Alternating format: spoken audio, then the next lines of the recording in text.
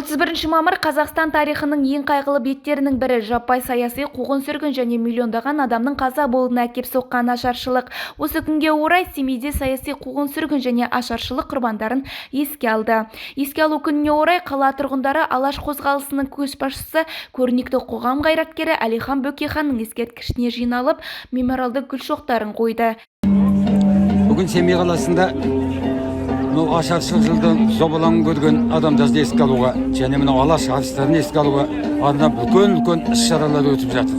Соның ең бастысы кешегі бүкіл халқымыз аңсап сыйлаған, құрметтеген Әлихан Бөкейханның ескерткішінің басына қала халқы жиналып келіп гүл шоғын қойды. Оған облыстың, ауданның басшыларымен қоса бүкіл ардагерлер қауымы, мектеп оқушылары, студенттер келіп тағзым етті. Мінекей біз еш уақытта ол адамдардың еңбегін еш уақытта ұмытпаймыз. Алдағы уақытта да мерейлі күндер ғана, мерекелі күндер ғана емес, жай уақытта да осы кісілердің істеген ісін, атқарған жұмысын, ұрпаққа сіңірген еңбегін үнемі насихаттай беруге тиістіміз. Еске алу шарасына Семей қаласының әкімі Нұрбол Нұрсағатов, облыстық ішкі саясат басқармасының басшысы Айдар Садырбаев пен қоғам белсенділері қатысты. Еске алу жиыны 1 минуттық үнсіздікпен басталды. Қала басшысы Нұрбол Төлегенұлы заманның заңғар тұлғалары жастардың жадында мәңгі сақталып, бабалар аманатына адал ұрпақтың өмір бәйгесінде асықтары алшысынан түсе берсін деген ниетін білдірді. Айта кетейік, бүгін еліміздің түпкір-түпкірінде еске алу шаралары өтіп жатыр. Президент атап өткендей, азал күндерден сабақ алып, мұндай нәубеттің келешекте қайталанбауына жол бермеу баршамызға ортақ парыз. Xiamen CID Corp Ltd компаниясы және Хишeng компаниясының мәскеулік кеңсесінің өкілдерімен және CICS компаниясының Қазақстандағы филиалының басшысымен кездесу өтті. Кездесуде жаңа целлюлоза қағаз комбинатын салу мен пайдаланудың негізгі аспектілері талқыланды. Жаңа зауыт картон, қағаз, ағаш бұйымдары мен үй құрылысына қажетті өнімдерді өндіруге бағытталмақ. Сонымен қатар, целлюлоза, ағартылған химиялық, термохимиялық масса, макулатура мен ағаш биомассасын қайта өңдеу міндеті кіреді. Бөрене тұтынудың жоспарланған көлемі жылына 450 мың текше метрді құрайды. Целлюлоза өндірісі жылына 400 мың тоннаға дейін жетеді деп күтілуде. Жобаны іске асыру 600 жаңа жұмыс орнын құруға мүмкіндік береді. Сонымен қатар, бұл өңіріміздің экономикалық әулетін едәуір нығайтып, оның дамуына елеулі үлес қоспақ. Құрметті оқырман, облысымыздағы номер 1 басылым Семей таңы газетінің 2024 жылдың 2-ші жарты жылдығына жазылу жүріп жатыр. Басылым аптасына 3 мәрте жарық көреді. Жазылу жеке тұлға үшін 6 айға 4400 теңге, заңды тұлғалар үшін 6 айға 6250 теңге. Редакция мекен-жайы Қаймұхамедханов 12. Әр парағында халықтың анығы мен ашығын жеткізетін Семей таңы газетіне жазылуды ұмытпаңыздар.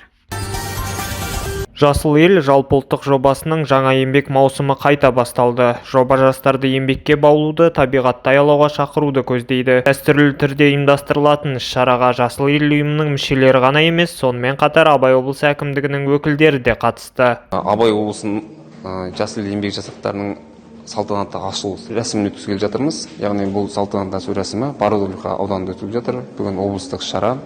Биылғы жылы Абай облысында жасыл ел еңбек жасақтарына 1000 жасты тартуды жоспарлап отыр. Яғни бұны Абай облысының жастар үстік орталығының қолдауы негізінде жасыл ел еңбек жасақтары ұйымы ұйымдастыратын болады. Жасыл ел жастар еңбек жасақтары экологиялық жобалар мен мемлекеттік бағдарламаларды іске асыру арқылы жастарды маусымдық жұмыспен қамтуға, қалалар мен елді мекендерді көгалдандыруға, абаттандыруға, жастарды патриоттық тұрғыда тәрбиелеуге бағытталған жалпыұлттық қозғалыс. Халық заңгері Қазақстанның барлық қалалары мен негізгі елді мекендерінде өткізілетін республикалық акция. 30 мамырда басталған халық заңгері республикалық акция аясында Семейде тек құзырлы орган өкілдері тегін кеңес берді. Облыстық Абай атындағы кітапханада өткен шараға жүздеген қала тұрғыны келіп, көкейлерінде жүрген көп сауалға жауап алды. Тіпті сол кезде мәселелер шешілгендері де бар. Жиыны шара барысында мамандар 200-ден астам азаматқа кеңес берді. Бүгінгі енді шара туралы айтатын болсақ, халықтық заңгерлігі. Бұл іс-шара 2016 жылдан бері өзінің бастау алып келе жатыр. Бұл іс-шараның бір ерекшелігі біздің республика көлемінде өтеді. Бір уақытта, бір күнде. Осы жерде келген халық өзінің ойын, өзінің сұрақтарын осы жерге толыққанды қоя алады.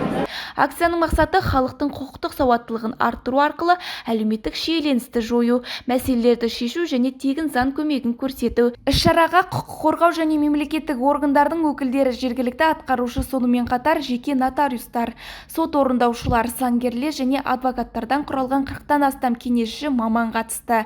Шара барысында сарапшылар неке, отбасы, мұрагерлік, тұрғын үй, еңбек, азаматтық құқық, сот шешімдерін орындау, денсаулыққа келтірілген зиянды өтеу, несие, жол құрылыстары, қылмыстық және әкімшілік құқық бұзушылық және тағы басқа салаларға қатысты көптеген сұрақтарға жауап берді. Бүгінгі жаңалықтар легі осындай. Сіздермен бірге болған Жасұлан Заманбек, Сымбат Қайратқызы, Семей Таңы YouTube арнасына тіркеліп, маңызды жаңалықтардан хабардар болыңыздар.